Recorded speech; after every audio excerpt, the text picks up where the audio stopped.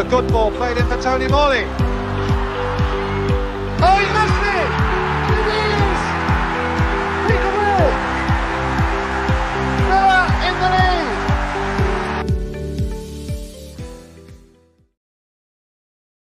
Good evening, Aston Villa fans, and welcome to the Villa Forever podcast.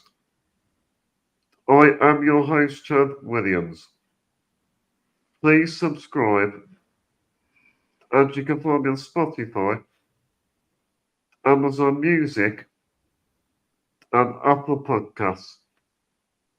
This evening, I have two special guests on the show lined up.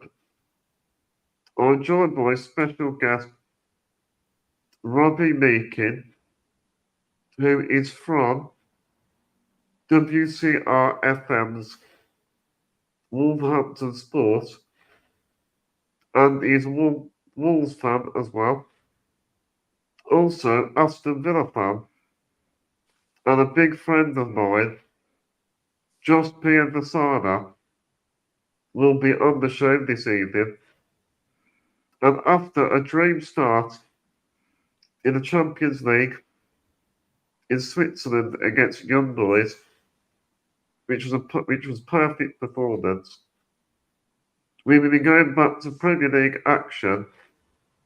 We'll be building up to Saturday afternoon's Premier League West Midlands Derby as Aston Villa take on Wolves at Villa Park, 3 p.m. kickoff.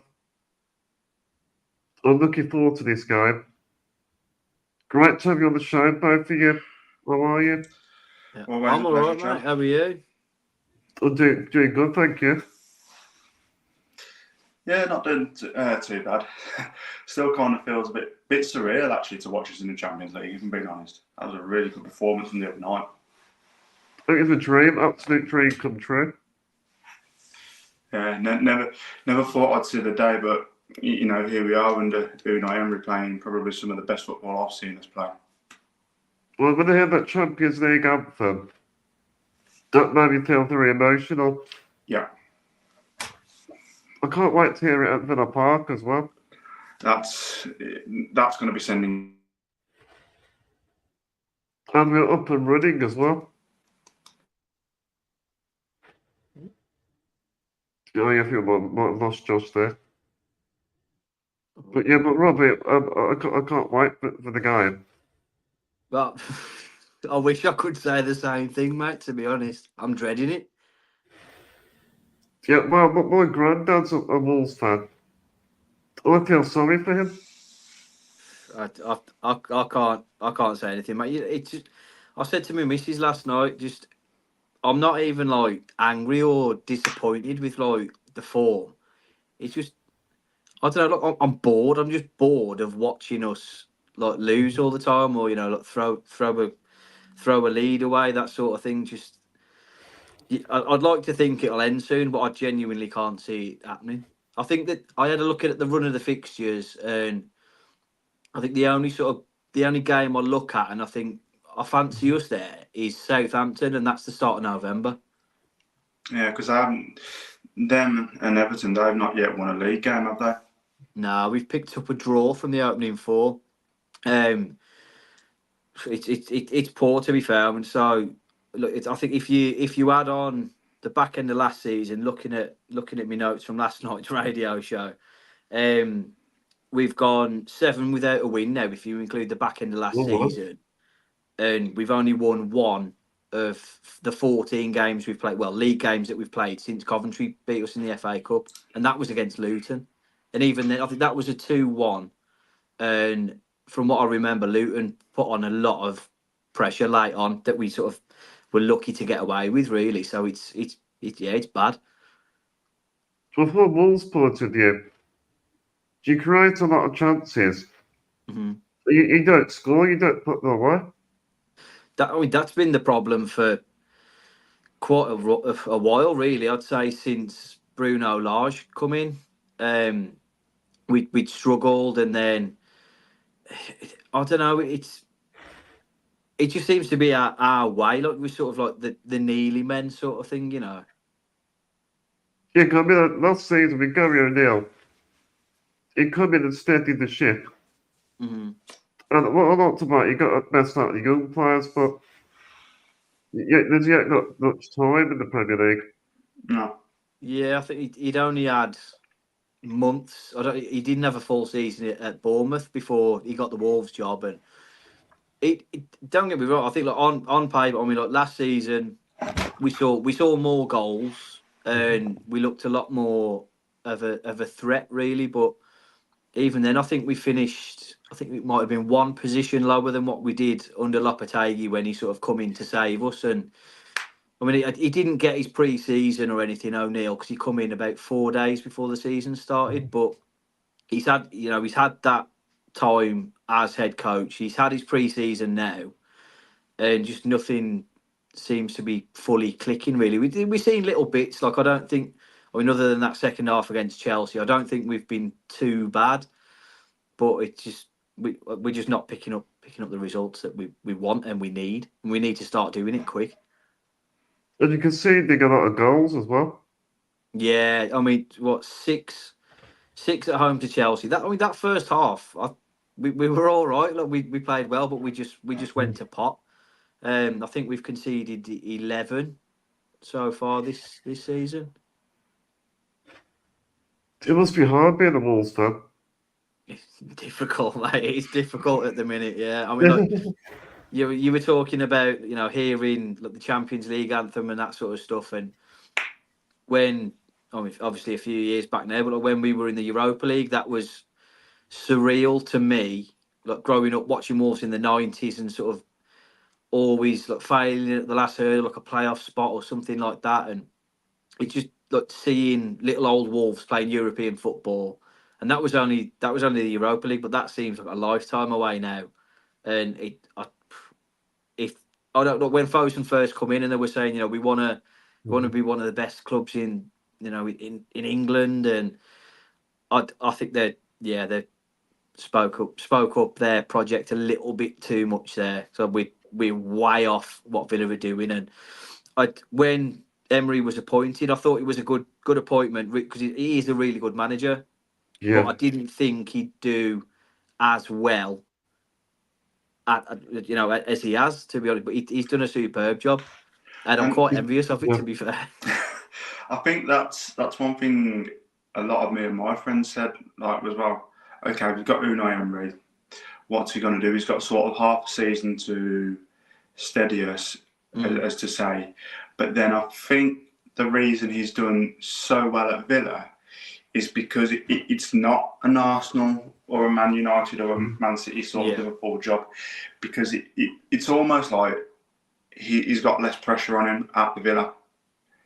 So I think in that respect, it's helped him a heck of a lot. Yeah, I think that'd do him a favour. He hasn't sort of got that pressure on his shoulders. Like, you need to be qualifying for this. Top 4, win a trophy here or there. Yeah. And he's done a terrific job. A lot of people praised Eddie Howe for what he'd done at Newcastle, but for me, Emery's done a better job at Villa. Yeah. And Emery as well. He's got a cracking CV. Yeah. He got Villarreal to a Champions League semi-final. Yeah. How many Europa Leagues has he won? He's won about 3 or 4, hasn't he? I think, yeah. Yeah, it was about 3 or 4. And I think when I was listening to the commentary the other night for the Villa game, they said it's something like 13 of his 19 seasons he's been a manager or something like that. He's played in European football. It's not bad, is it? Not bad at all. Well, before we get more into the podcast, I want to say a few words first.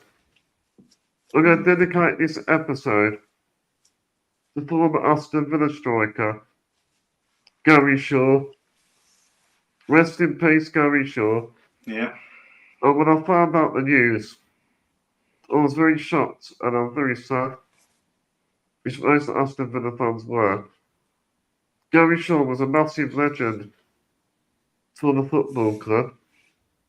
He won the first division with his team in 1981, and he was part of Aston Villa's 1982 European Cup triumph, and he was a very gifted attacking player.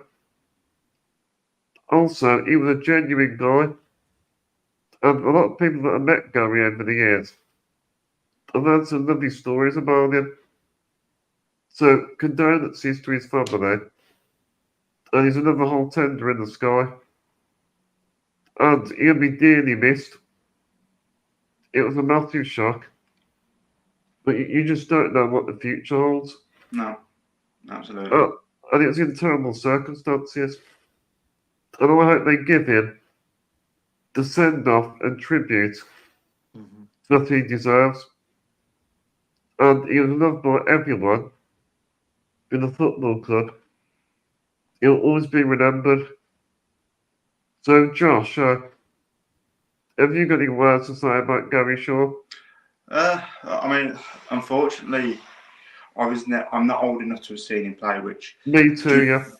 Judging by what some people have said about when they did see him play, I wish I was. But then again, I guess looking at, as you said there, Chad, he won the 81 league in 81 and then winning the European Cup in 82. That sort of speaks volumes as to the sort of player he was, being able to be in that type of team and win back-to-back titles, if you like. And that Bayern Munich game, they'll do a nice tribute to him there as well. I hope they do, because that'll be fitting that it's against Bayern Munich, who we did actually win the European Cup against back in 82. And I bet they'll do it on Saturday as well. Most likely, yeah.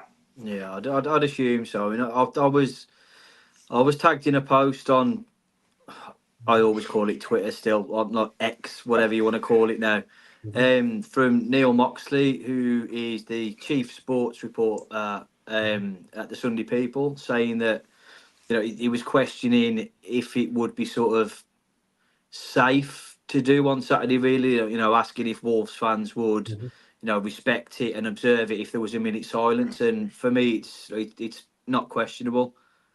But I mean, obviously every fan base has got its idiot, but I'd like to think that everybody in the away end on Saturday would observe it. Yeah, I'll totally agree, and I'll show the respect, definitely. Yeah. Because not only by Aston Villa, but he was loved by a lot of people. And my dad played golf with him before. Okay. As well, a few times we were at the Belfry. No, that's a clan event. Yeah. Well, let's move on from that then. So, Robbie, what is your thoughts for Wolves at the start of the season? Mm-hmm. And what is your verdict for the Newcastle game as well? Look, like I've said on the start of the season, it's not been good at all. One draw, 1 point on the table.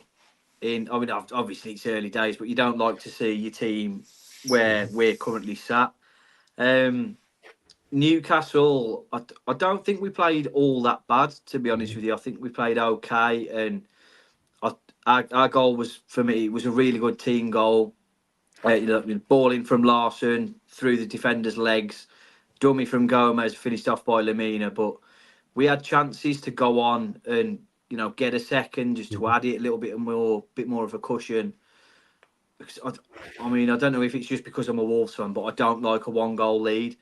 It's easy to sort of concede that equaliser, and then momentum's with them. Then you're going to throw the game away, which is what we saw. And it was just 5 minutes of just the defence switching off, like we forgot how to defend, sort of thing. But I mean, we know what Cher can do from distance. We've seen it before.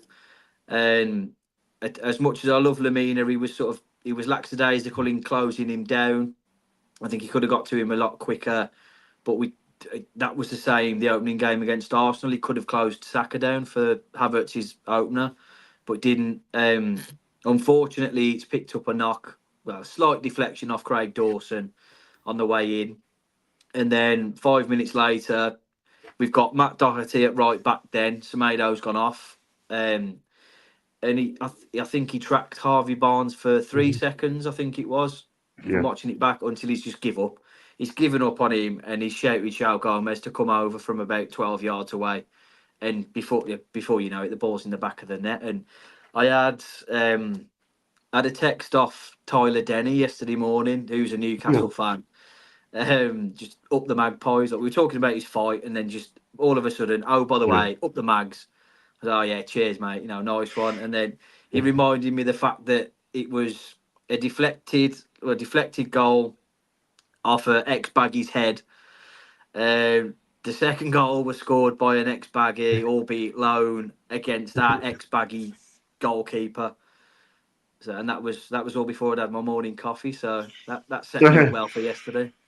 So what it is with Wolves as well, there's a lot of anxiety with the crowd. Yeah, I think a lot They of get nervous. Yeah, and I think a lot of teams that come to Molineux play on that. I mean, we know, the fans play a massive part, and the atmosphere. Sometimes you can sort of knock it, but overall, the atmosphere at Molineux is fantastic, and I think it's easily done to turn it toxic, sort of thing, but not as bad as it has been over previous years, but it can switch quickly, and there's already question marks over Gary O'Neill and whether he's the right man and stuff. But he's recently signed. I think it was a 3-year extension. Yeah. And from what I've been reading this afternoon, he's still in favour. So hopefully he can keep the fans on side. But he's coming out with lines like, this team's higher than us in the table, or the odds were against us. You don't really say that. Really, it's a bit defeatist. And where we are in the table, there's only 2 teams below us in the table.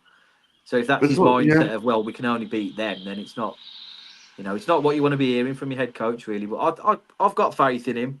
I'm not going to start writing him off. I think we'll be okay, but we'll see. There's 2 Newcastle goals. Mm-hmm.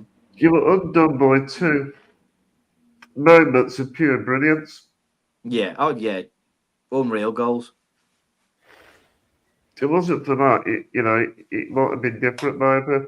Yeah, like I say, it was just that 5 minutes of the defence sort of forgetting how to defend. Because overall, we played okay. But, the start of the season that we've had, there are signs of hope there. I really hope we start pulling results out of the bag. And I'd be more than happy with a point on Saturday. I'd take that now. And so, Robbie, as a Wolves fan, what is Wolves' target this season, the team? I mean, I think it was when Jurgen Strand Larsen signed. You get your videos of the new signing at the training ground and stuff. Our sporting director Matt Hobbs was caught on the video saying that we're going to push for Europe. That's the hope, sort of thing. But you look at the start of the season we've had. I don't think anybody's expecting that now. It was always going to be ambitious anyway, but now I just mid-table, maybe just slightly improve on where we finished last season. But we're not going to be pulling up any trees, and I think a lot of people are saying it's going to be a relegation fight. But we'll see. Hopefully, and I'm touching wood, we're not going to get sucked into that sort of battled sort of bottom, 4, 5. And we'll be okay. I'd take it now. I think it was 14th last season. I'd take that again, to be honest. But yeah, I had us down as 10th before we kicked a ball. Yeah, I'm going to lower that a little bit now. I said 16th. Yeah, I'd take it. Just something just to stabilise and kick on again. You need to survive. Need to stay up. Yeah, that's the main target, I think. Yeah, that's the foundation, really. And I mean, when O'Neill come in last season, I think that was just the realistic goal. Just stay up, and anything after that's a bonus. We had the cup run and stuff. That was nice. unfortunately, that didn't work. But then after that, the season derailed, and it was lucky we picked up points earlier in the season when we did, because we could have been sucked right into that. The Wolves as well, they got a decent record against Villa. Yeah, funnily Apart from last enough, season, say again, sorry, Chad. apart from last season, Yeah, it sort of stopped us in our tracks form-wise, really, against Villa. But funnily enough, before I jumped on, I was scrolling through X, Twitter, and somebody had shared the video of Ruben Neves' heavily deflected free kick when we come back and won I 3-2. got PTSD after that. But it'll be me with the PTSD after Saturday. I honestly, I think you're looking at a comfortable 3-0, maybe 4-0. And with Wolves as well, you're limited to the money you can spend with PSR. Yeah, that's been which a problem for a bit now. I don't know if it's because of, like, when we'd first gone up and the likes of Patricio, Matinho, Adama, that sort of player come in. I don't know if it's all because of that, but it's definitely sort of got us stuck in the mud a little bit. But I mean, I've had a couple of people ask me if they think we should just do a Man City and just face however many charges on a trial, but I'd rather not, to be honest. no, because you don't know how that's going to go.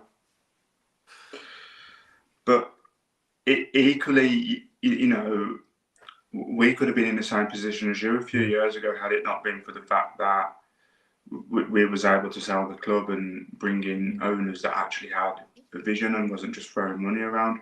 Yeah, you've got to have the right people in charge, and a lot of people for a while now have questioned whether Fosun are the right owners for us. We'll see. I mean, I think that they're an investment company at the end of the day, and we see about, like, the players that are sold. I think their sort of strategy is to sort of sign the young promising players with a sell on value, which didn't work. I mean, last season we lost. I mean, I know Costa, like Diego Costa, only come in temporarily on a free, but he'd gone. Matinho left on a free. Jimenez left on a free. Adama left on a free. And then this summer, obviously, Neto's gone for what, 50-ish million. Chelsea. And Kilman as well. But I mean, Kilman, I'm not too fussed on the Kilman. To be fair, I think we've got a good price for him, and a lot of people saying he's a big miss. But I think we'll be all right with him. That Yerson Mosquera, I think he'll be a better player in the long run. With football now, it's treated like a business. Yeah. But also, you need to have a good structure as well. Yeah, exactly. Yeah. Behind the scenes. Yeah, which Villa seem to have. Yeah. So I was going to talk about Robbie. What do you expect from the game on Saturday? Well, we made, I think, 10 changes last night, so there'll be a lot of changes from the defeat at Brighton last night. I probably wouldn't expect it to be too dissimilar from the Newcastle game. For me, I want to see us switch back to a back five, because a back four doesn't work for us. But it'll be sort of it'll be a counter-attacking approach from Wolves, definitely. We just try and soak up as much as we can and then hit on the break. But it's just a case of whether we can do it properly, and we sort of struggled to press at times. Like we haven't been all there, like which we used to seeing. But yeah, definitely a counter-attacking style. Well, I did see the team news that Jose Sarr won't start. Yeah, he's been back up to Sam Johnston, ex-Villa goalkeeper. Ex-Villa, since yeah. He's come in. He played last night, Jose Sarr, and he didn't do himself any favours, to be honest. So that he'll definitely be on the bench. I can tell you that much. Yeah. I think I really like the look of Jurgen Strand Larsen. I think he's the number 9 that we've needed since Jimenez and his head injury. But yeah, Matthias Cunha's key for us. So hopefully, I mean, he's sort of the danger man on the counter attack. The way he can carry a ball is fantastic. But yeah, expect to see Wolves playing counter attack. We'll play deep, and then, well, which we need to really in a back four. If we're playing Dawson, we do play deep, but it's just a case of how well we hit you on the break. Because But I think yeah, you'll do it comfortably. like Lamar Bogard, I think it's going to take him time to build his experience up, but I think he struggled against young boys. Yeah. But I think Unai Emery and Bogard, he'll develop and improve him. Yeah. Yeah, he's got the right. I don't know if he's classed as your manager or head coach or whatever, but I think he's. We've spoke about how good he is, and he'll get the best of players. Yeah. Tactically, I don't think I've seen a manager as tactically astute as Unai Emery is. Some of the things he sees is unbelievable. And what he sees different things. Yeah. Other managers don't see. Yeah, and it's like, how? Like, I wouldn't have said when he come in that he would push Matty Cash further up the field, and then all of a sudden Matty Cash is putting in like 3-4 goals every couple. Like, scored 2 or 3, 4, maybe even 5 important goals for us last season. Well, the big test for Aston Villa is going to be after Champions League. Can they perform consistently in the Premier League? Yeah. That's the big test. I expect a few changes. Maybe John Duran might start. Yeah. He's had a good start to the season, hasn't he? Like that goal. Oh, yeah. That goal the other was it last weekend or whatever. That was Oh, unreal. Everton, what when he goal. played. You had a perfect view of that, Chad. Oh, did it was a wonderful goal. Well, the greatest one. Where I sit at the ground, Robbie, I sit by the Holt end, so I didn't realise how good that goal was until I'd actually turned around and seen the replay. Yeah. Sometimes you don't, do you? I mean, like you sort of just I don't know. It's weird. Like you tuned into a game differently. Like when you're there, you sort of lose yourself in the moment. It's not till you watch stuff back, whether you get home, watch the highlights, that sort of thing. That's when you sort of appreciate little bits more that you don't necessarily notice at the time. Because like I've seen great goals, but because it was on my side, I didn't realise. I kind of just reacted to everyone else cheering, but not actually realising the calibre of the goal that he'd scored. And I mean, I've said to a lot of my friends already, that's definitely up there for contender for goal of the season already. Well, I think at Villa Park, one of the greatest Villa Park goals I've ever seen. Yeah. Up there with probably McGinn's strike against Sheffield Wednesday in the Championship. Yeah, I agree. That was a good goal as well. And also, Robbie, about Wolves. I think their counter-attack could be one of the problems for us. Like, they've got like Cunha and Larson. That's your big dangers, I think. Yeah, I did like I said, that's gonna be the approach for us. That's the only way I can see us approaching the game. And yeah, look, Cunha's key.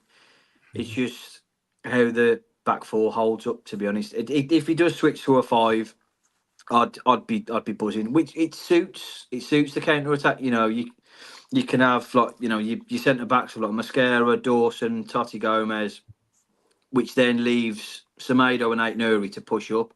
And for me, I mean, for their class as wing backs, Ait-Nouri is probably arguably the best outside of like the big boys, or one of. I think he's one that will be gone next summer as well, providing he has another good season. But his strengths are definitely going forward. Well, I think the battle will be won in the midfield, I would think. Yeah. We were relying on that against Newcastle as well. And Andre's come in. He looked solid, to be fair. And then looking back at his stats after, he didn't misplace a single pass. He was at the best passing accuracy of anybody on the Premier League debut since like all this stat stuff started. If you look at João Gomez, I think he's another big one that we'll probably lose next summer. And then I'd probably be Lamina really then. And yeah, big midfield battle. And we'll see who comes out on top there. Well, I personally think if we control the midfield, control the game, Villa will win the game, I think. Yeah. 100%, yeah. Even if you don't control the midfield, I think you'll win. Either way, yeah, I think we got more threats. Yeah. Ollie Watkins as well. Yeah. I think he'll fancy himself up against Craig Dawson as well. Well, Watkins was unlucky the other night, so he wouldn't get out the goals. But since he scored against Everton, it's given him confidence. Yeah, that's it. And strikers thrive off confidence, don't they? You know, you could go sort of have yourself a little bit of a drought, but the minute you get one, that's it. Then your confidence is sky high and you're well away. And a player like Ollie Watkins, he's got the quality to do it all season. Yeah. Well, yeah, because even the time when you don't score, he's always working hard. Yeah. Off the ball. Well, that's it. I think, you know, if you see strikers that aren't particularly in scoring form, as long as you're seeing the work rate put in, you don't mind it so much. No. And also, from Wolves' point of view, Robbie, who's your standout performer so far? Pick the bones out of our start to the season. A standout.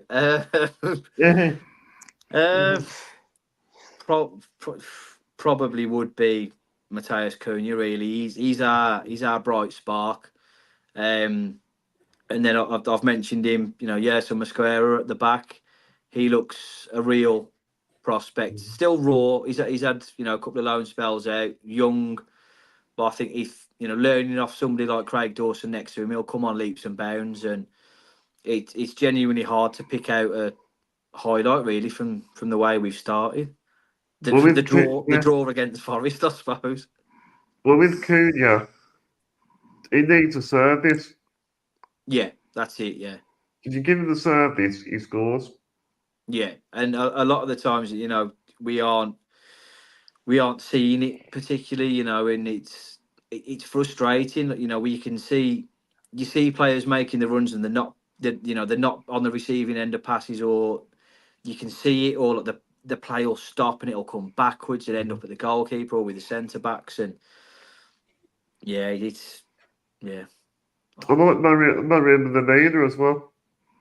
Yeah, I think that was a good choice of captain, and I think Cunha would have been the other one for me, possibly with his leadership skills. But Lamina's one. It's every game, he's going to give you 100%. Robbie, I wanted to ask you one more Wolves question. Yeah. So let's talk about Gary O'Neill. So is he the right manager for Wolves? I think so. I think for where we are at the minute, we're long gone are the days under Nuno and consecutive 7th place finishes and pushing. And for me, everything's there. The foundations are there. It's just a case of giving him time, letting him cook, let him build what he wants to build, and it's just a case of whether the owners back him financially or not, with players that he wants. And I know in the summer, I played in a charity tournament at the training ground a couple of Saturdays ago, and Matt Hobbs was there, our sporting director, and he was asked about the failure of signing a centre back, and he openly admitted that they tried and failed, which I can't really fault, but it's a tricky one, really. There's only so much you can do financially with your hands tied, but I like him. I think he's. I think he'll do a job. He'll do. I don't think he's the man to sort of push us up and probably charge for Europe. I think that might need a more experienced head, maybe a bigger name. But for where we're at the minute, I think he's the right man for now. Well, Gary O'Neill steadied the ship. Yeah, And also, what I like about Gary O'Neill is getting the most out of the young players. yeah.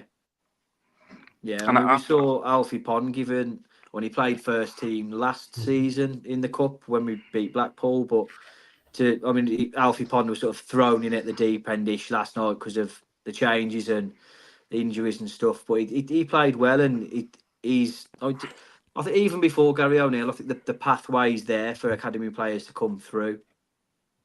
I yeah, think, and go on, Chad.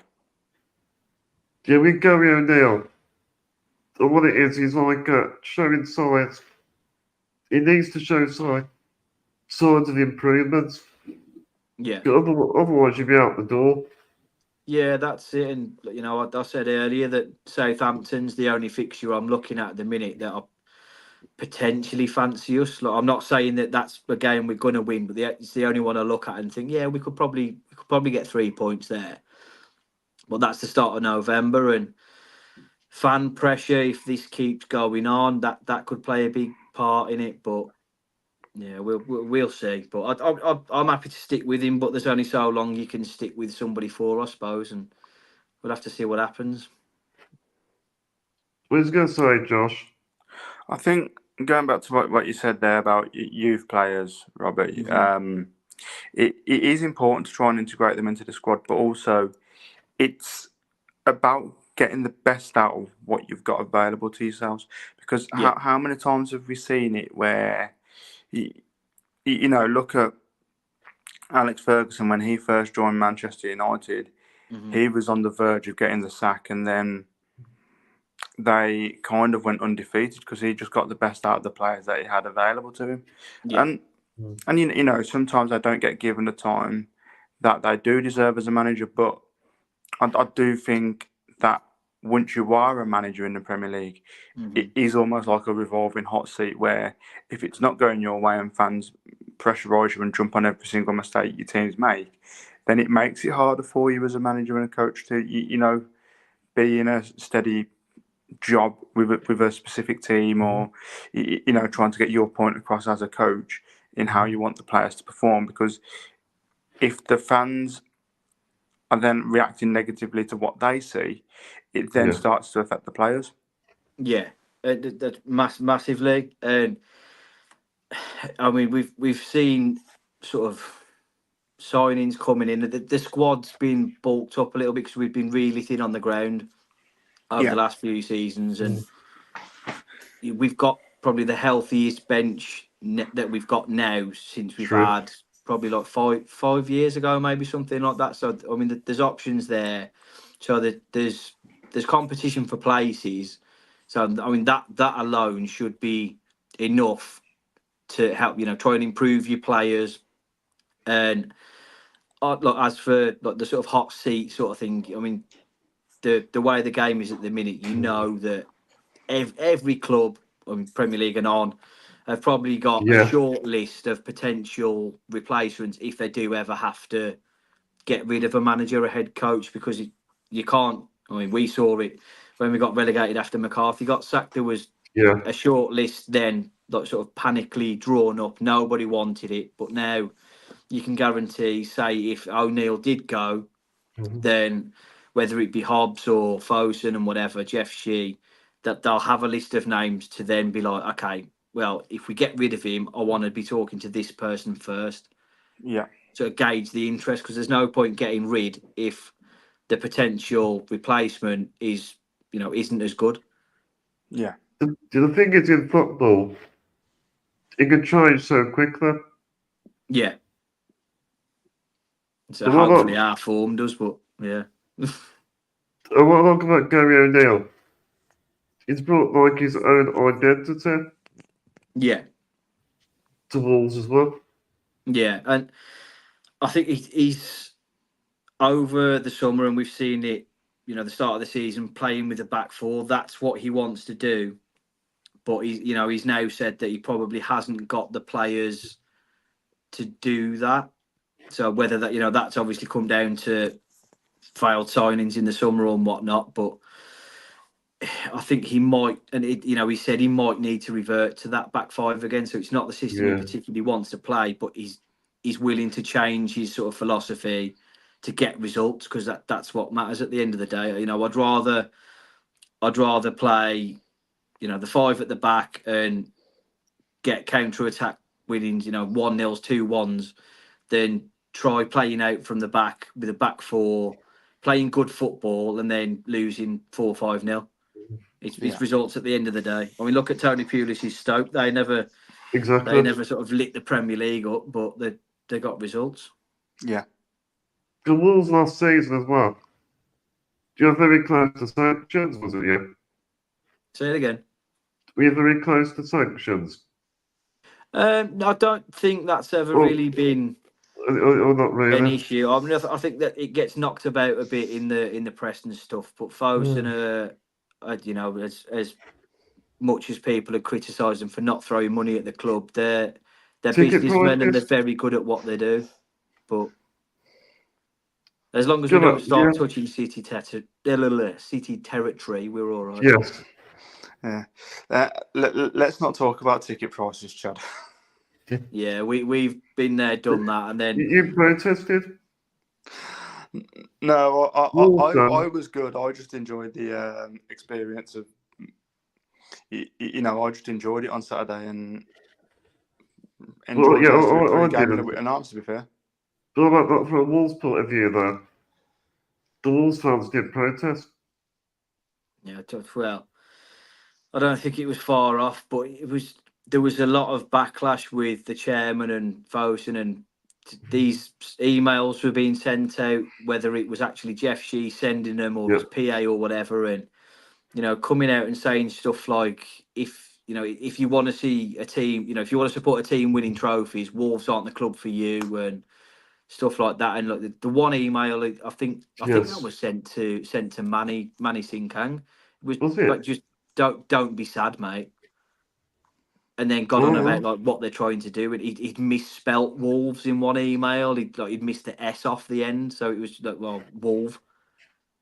So it was poor. To be fair, it was a poor showing, and them saying that they're benchmarking ticket prices with like Premier League competitors and stuff. But I think it was about 60, 70 quid for a ticket to the Chelsea game, and then obviously coming away 6-2 defeat. What's that benchmarked at? Is that value for money at that much? And it's pricing people out. And across my radio show, we've mentioned about how it's driving people to non-league football, and families can't afford it. So again, families can't afford it. Yeah, well, that's it. Yeah, and that's why we're seeing a lot of people go into non-league. You can get a family ticket for probably about 20 quid. Like 2 adults, 2 kids, sort of thing. And what would that cost you at a Premier League game at Wolves or Villa? 2 adults, 2 kids. 50, probably about 100 odd quid. Yeah, that's it. Because, fortunately, a few weeks ago, and funnily enough, we've now actually drawn them in the Champions League. We went up to Glasgow with one of my friends and watched Celtic play. Yeah. And that, for the 2 tickets for the game, it was £20. So it only cost us £10. There we go. We got light. He's alive. So I've just noticed how dark it was going. And I just had to give my fiance a little whisper. Like, can you put the light on for me, please? That was like when you used to go to school and someone would turn a really bright spotlight on. He's there. So for the 2 tickets for the game versus Hibernian in the cup, it was £10 each. Yeah, see that's all right, isn't it? Though. Yeah, Robbie, I'm not saying you can get off, but what is your score prediction?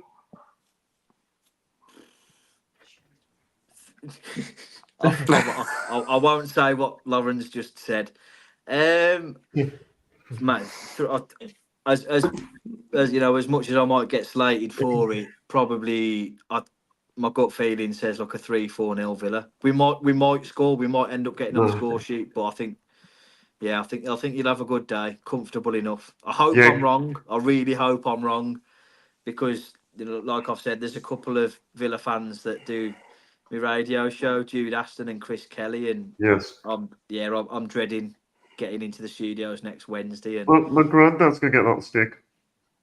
no, mate, you deserve it. You know, if it happens, then I'd be straight on the phone if I was you. I do, like, you know, when I've got family that are Villa fans, and when we've picked up wins against you, I've been straight on the phone. You know, oh, the Wolves, SOTV. You know what I mean? And yeah, Yeah. honestly, I'm dreading it.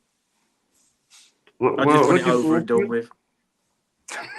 to it. Get to 5 o'clock on Saturday, and then Yeah. go to the local Chinese or curry or something. It's not very often I'll wish the weekend away. I'm usually willing it, you know, finish work on a Friday, get the weekend here, but I just, Not looking forward to it. roll Yeah. on Sunday. But if we win, I'll be thinking of you, Robbie. If we win, Yeah, I'll be drowning my sorrows in a bottle of rum, I think. Either way, if we win, I'll be on it. If we lose, I'll be on it. So, well, Robbie, you can get off if you want. all right, mate. No, it's done. Now she's back. I'll I'll go and get the tea on. But you've been a great guest, Robbie. No, thank you for having me, and hopefully we can do the same again. The reverse.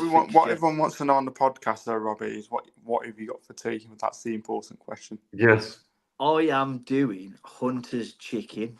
that sounds nice. Good choice. What are you It doing might it with, be. though? Yeah, Lauren says she'll be the judge of that. What are you doing it with? Mash and peas, I think. I might throw a couple of onion rings in, maybe. So I don't know. That sounds like a good idea. I'll see how I feel. Well, up the Villa. Yep, well, the Villa. Robbie, it's been a pleasure, mate. Yeah. Well, I'm not going to say that one, but yeah. Thank you for having me. I appreciate Josh, it. you can stay. But Robbie, you can go. Yeah, Josh, you can stay. Nice. Yeah, Josh, you're allowed. Yeah, I got one more question for you, Josh. I'll be on my way. Enjoy the rest of it. Thank you for having me on. Yes, and I'll talk cheers. to you soon. Cheers, Robbie. Chad, I just want to say as well, I think you're doing a brilliant job, mate, and keep raising your awareness. Oh, thank you. Really appreciate it. All right, top man. Thank you. Cheers. Cheers, Robert. Cheers, Josh. Cheers, Chad. Cheers, mate. Thank you. Yeah, Josh, Go on, Chad. What you got for me? I got one more question about the young boys game. So what do you think of it? Initially I thought, a couple of nervy moments, but I think as soon as we grabbed the first goal, it seemed to really set us down. And with the handball, did they see an angle that we couldn't see? Well, yeah, the Watkins one, which I don't think it was handball, the Watkins one. The second one we got disallowed for handball that was definitely handball. Oh no, with the handball in the midfield. I don't think they should have gone. I don't think they was meant to go back that far. I don't know how far they can go back. But it was just nice to get a good convincing win and keep a clean sheet as well. Well, in the game, my assessment, it took us a bit to get into the game. It took us 20 minutes to settle and find our rhythm in the game. And then once we settled, we took control of the game. Got a lot of people saying about the AstroTurf pitch. Yeah. Which that didn't help at first. No. You saying that I actually train on an AstroTurf pitch on a Monday night with the foundation team. And you do notice the difference. Yeah. Also, you got different surroundings. Yeah. You got to adjust to your different surroundings. No, 100%. And Yuri Tielemans, he was class. Yeah. I'm really struggling from that game to, sort of pick out a player that didn't perform that well. They all contributed. Yeah. I mean, Yuri Tielemans, he's so influential to the way we play.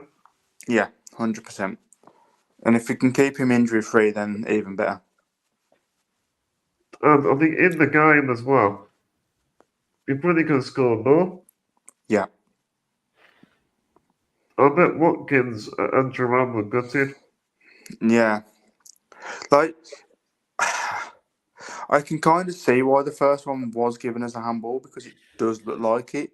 But what I want to know is if there's another angle available that we haven't seen where you do see it hit his arm, because to me, that wasn't enough to overturn it for a handball. Yeah. And it was the perfect performance. Yeah. Clean sheet, 3 points, 3-0 win. And we did it for Gary Shaw. 100%. 100%, that was for Gary Shaw, that was. And also, I'll talk about Amadou Onana. What a goal. Yeah. He's really playing well for us at the moment. And again, he's another player that we could do with keeping injury free. What is it? He gets stuck in. He does a dirty work as well. Yes, absolutely. And I can't remember the last time we had a player like that in defensive midfield. No. Maybe apart from still in Petrov, but then again, that's going back a good sort of 10, 15 years. And even maybe Gareth Barry. Yeah, well, Josh, what is your score prediction? I've gone Super 6, I've gone 3-0 Villa. But I'm going to say 2-0. I'm going to go 3-1. I'll take it as long as we win. Another victory at Villa Park. Exactly. Well, Josh, we're going to read a few comments before we finish. So, thank you for your support this evening.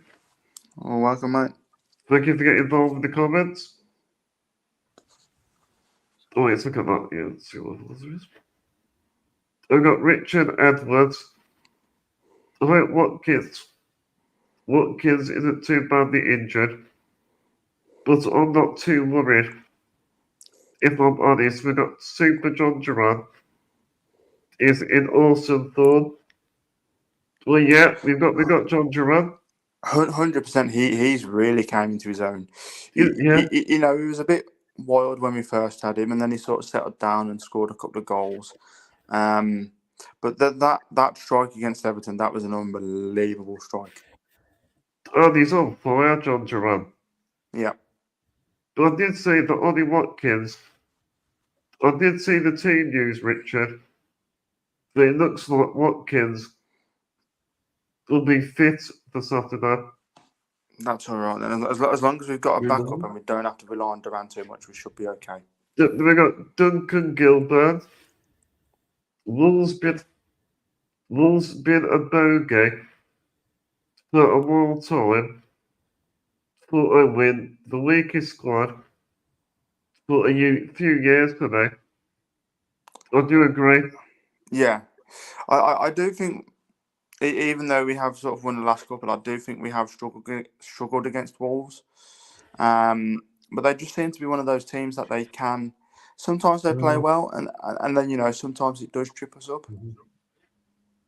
But apart from last season, that 2-0 victory.